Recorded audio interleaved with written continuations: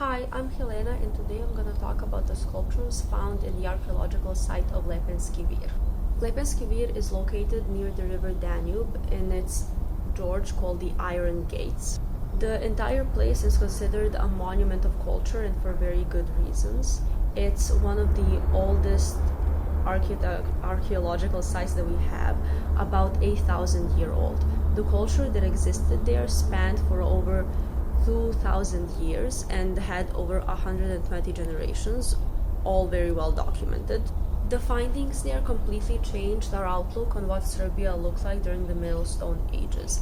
After that period of time, the place got a little bit too overpopulated and its inhabitants moved away in search for better land. The men were mostly fishermen and farmers, while the women collected and the children were gatherers, and the elderly made tools, but they had no weapons. They didn't make any weapons, they didn't go to war, there was no infighting.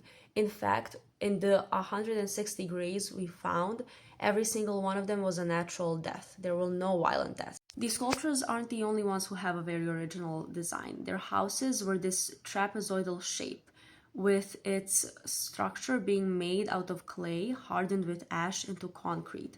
All the houses had circle segments of the same size, indicating that they used some kind of a measuring tool, and they were also all in a pattern, showing that this was a planned out city, a very well organized civilization, which makes this place, an archaeologist called it, the first city of Europe. Every house had a fireplace in the heart of it, and around these fireplaces there were these very massive sculptures. The handful we discovered, about 60 of them, were all specific in their appearance. Every single one is different, so much so that the archaeologists even gave them names. They can be classified into two categories, one with easy geometrical sizes and one with humanoid-looking faces. The ones that I chose are the ones with the humanoid-looking faces because they are very much one of a kind. Not a single other country has ones, not even in Serbia. They were only found around here. The sculptures were only humanoid in their faces, and they had these very prominent brow ridges as well as long noses and fish-like mouths. It indicates that they were probably used for religious reasons. Those mouths, they can be connected to water gods, as well as the fact that they were positioned around the fireplace, around the heart of the house. All of it indicates that they were used for religious purposes.